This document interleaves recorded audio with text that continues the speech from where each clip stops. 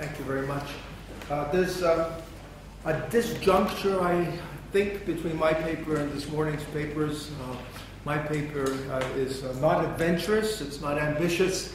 No one would describe it as fascinating. It's not particularly imaginative.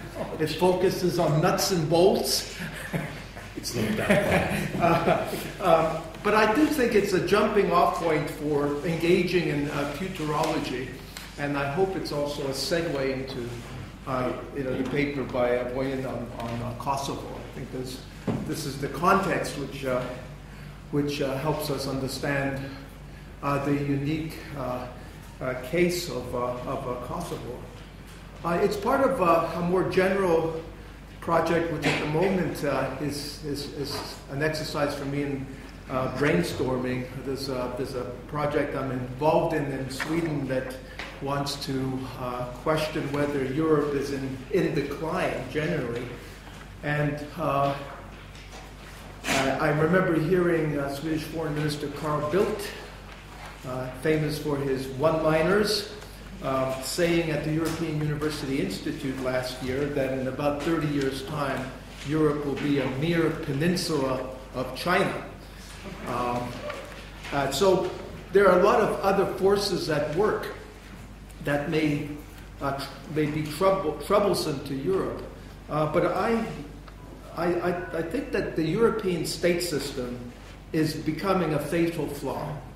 I think, for example, the 2004 enlargement that brought in 10 states, one of which, Cyprus, is hopelessly divided, but nevertheless admitted into the European Union, is a dramatic evidence of the kind of erroneous path of European state development. The fact that of these 10 member states, one, Poland, had a population larger than the other 9 combined also indicates something, I think, not quite right, not quite rational, not quite sensible about the European state system since the end of the Cold War. That's very important. Much of this can be explained by the end of the Cold War. A person who served in the Bush administration, the first President Bush, who was presiding in the United States when the Soviet Union collapsed, the nationality specialist for that President Bush, Paul Goebel, believed at that time, a little-known statement, but he was convinced, and he's nationality specialist for President Bush, that there were, out of the breakup of the Soviet Union, a minimum of 20 independent states would emerge. And so it's a surprise that nothing has happened other than the 15 that came out after 1991. So there's quite a lot of unpredictability in the international state system, and it's confusing. There's contradictory norms. My main emphasis today is on the conflicting norms between national self-determination on the one hand and territorial integrity of a sovereign state on the other. I think one of the things I'd also like to mention in these opening remarks is the importance of federalism, whether it's a system that accommodates differences. And I would turn to the case of South Africa, when its first constitution could have incorporated the federalist principle, but this was literally a year or two after the collapse of Czechoslovakia, of the Soviet Union, the imminent collapse of Yugoslavia, and the South Africans decided not to introduce a federal system because of the learning curve. So federalism's fate is questionable given the recent examples of statehood that have emerged out of federalist systems. I'm also very interested to know why the second wave of secessions in Russia, as well as in Europe generally, have not really gone anywhere, with a couple of exceptions that we'll hear about this afternoon in the Balkans. These sovereignty games that ethnic republics within the Russian Federation were playing in the 1990s For example, Chechnya was convinced that Estonia has just become recognized as an independent state by the international community, and certainly the Chechens, who have been fighting so hard for so long, also deserve recognition as an independent state. Why the second wave of secessions has fell flat on its face. So to the paper itself, and if you gave me a warning of about 5 minutes left, please. Yeah. Since 1989, the recognition of statehood has been shaped by an international normative regime, which also includes a lot of aspects of international law, which are footnoted in my paper. International normative regime involve universally recognized norms and rules and procedures and principles of behavior within the international system that govern the interstate system and govern membership in it. Historically, the international system has been anchored in the principles of national self-determination, and part of my paper talks about discussions of national self-determination both under President Wilson, who was very well known for his 14 principles and redrawing the map of Europe after 1918, but also Lenin himself, who allowed, for example, Finland to become an independent state. He probably could have prevented it. He didn't.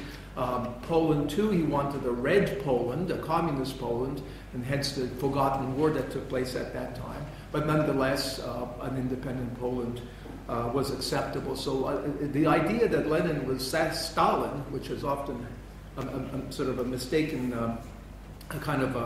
a mistaken conclusion, as far as autonomy is concerned, was very, very good. Lenin was not the breaker of nations. Stalin was the breaker of nations.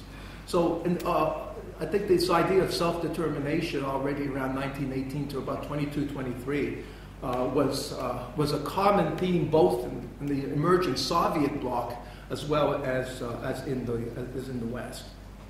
Now, sovereignty involves three entailments, three conditions. One is international legal norms on the territorial sovereignty of states. So territorial sovereignty is crucial. The need for all units of the system to recognize each other as sovereign.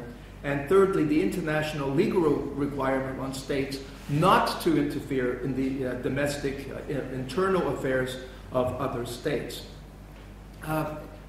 Perhaps the first conference I've been to in 15, 20 years where I believe the word globalization was not spoken all morning long. How refreshing it is that this has happened. But anyway, there are opposing tendencies affecting the state and the international system today. Obviously, globalization is one, but secessionism, in the particular case of ethno-secessionism, is another. Each phenomenon is a challenge to the long-prevalent centrality of sovereign states in the world system. From the perspective of the neo-liberal advocates of a global world order, secessionism, subnationalism, state sovereignty, regional integration, supranationalism, globalization are points on the political development continuum running from the past to the future. That's what a lot of liberal internationalists would conclude. But from the point of view of separatists wanting self-determination for their nation, the normative order is seen in a reverse way. Globalization may be the most serious threat to a nation's cultural uniqueness and to its economic independence. Generally, evaluations of the processes of globalization and integration tend to be positive. That's been the discourse, that's been part of the normative regime for some time. Discourses on nationalism and secessionism have tended to be largely negative. Nationalists do not always advocate a secession because several non-separatist options are available to accommodate ethnic and territorial demands. Consociational arrangements, corporatist arrangements, pillarization, communalism, multiculturalism, ethnic co-optation, hegemonic exchange, affirmative action. But in those cases where ethnic groups do make secessionist claims against an existing state, they are usually confronted by two fundamental international norms. One is this doctrine of state sovereignty. The other is the principle of self-determination. So which way is it going to go, a secessionist cause? Existing states invoke the first doctrine, state sovereignty, to justify their survival as a unified state. The three key conditions for sovereignty prove to be the key obstacles that secessionists must overcome in their quest for sovereign statehood. The first concerns international legal norms on the territorial sovereignty of states and the creation of new states. The second is the need for all units of the system to recognize each other as sovereign, as I mentioned. The third is that states not interfere in each other's affairs. The most direct way for a separatist state, a would-be breakaway state, to emerge is through partition by mutual consent. Partition through mutual consent. So in the sense that Belgrade Accord around the middle of December of 1991 between Yeltsin, Shevchenko and Kravchuk was a mutually agreed upon partition of the Soviet Union. A few other leaders were quickly to sign up. Interestingly, I wrote an article a few years back on partition of Iraq when it seemed to be the favored policy of the United States. I had concluded that the U.S. was deliberately by 2005, when the struggle really became very complex, the United States was intent on partitioning Iraq into a Shia Sunni state and the Kurdish state. Well, in many ways, the Kurdish state is a de facto state, though it has no international recognition. So maybe de facto partition has occurred. But otherwise, partition was a buzzword that at that time, around 2005, that is not being used about Iraq at the present time. A mutually agreeable partition is acceptable under international law. But with few exceptions, unilateral use of force to attain statehood is condemned by the international normative regime. Distinguishing between forcible secession and mutually agreeable partition, of course, is problematic in the real world.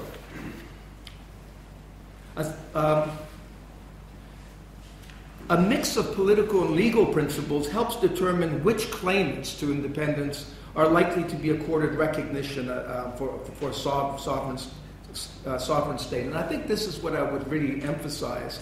When all is said and done, we can talk about international norms, international law, but we really oftentimes are confronted with a political eligibility test as to which breakaway nation is going to be accorded international recognition. So ideological criteria are very crucial at the end of the day in determining the future of a breakaway region.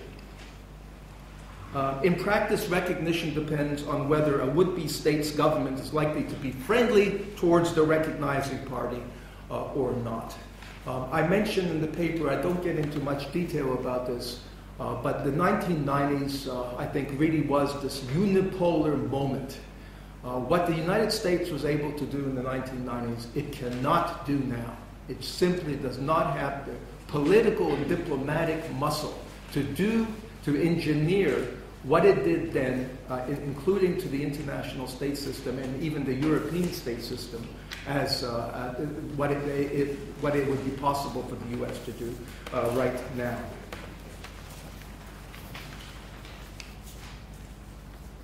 Now, the non-intervention principle is also very, very key to the emergence of a new state.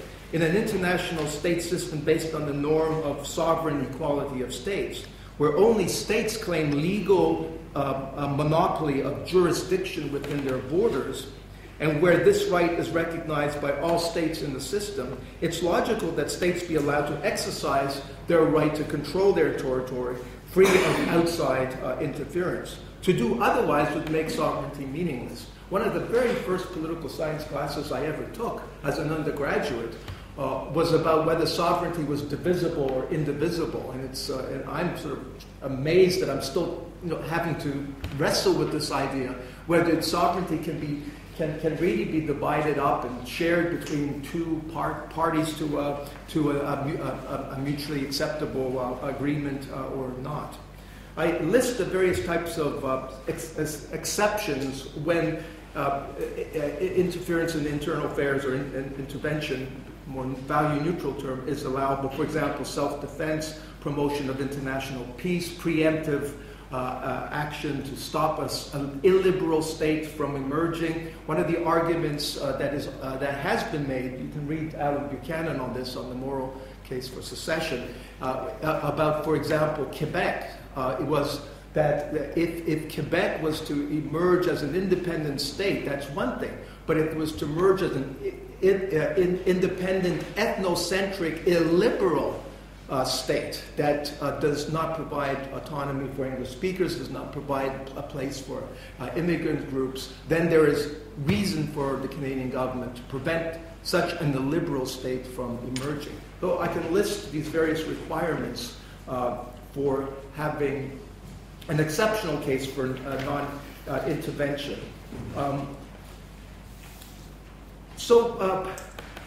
Referenda and plebiscites on sovereignty seem to be the surest bet, the most legitimate ways to carve out a new state. The real issue here then is who gets to vote in such a plebiscite.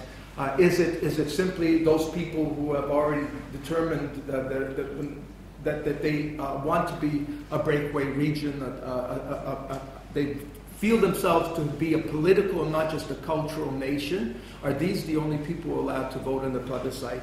Or, as happens oftentimes in these type of situations, the party that it may lose some of its territory feels that its citizens too must have a say. And then there's the issue of secession from a seceding state. What if a region of a successfully broken away state decides to have its own plebiscite on its secession from a seceding unit? What happens then? So plebiscitary secessionism sounds like a great idea, but raises a series of other questions.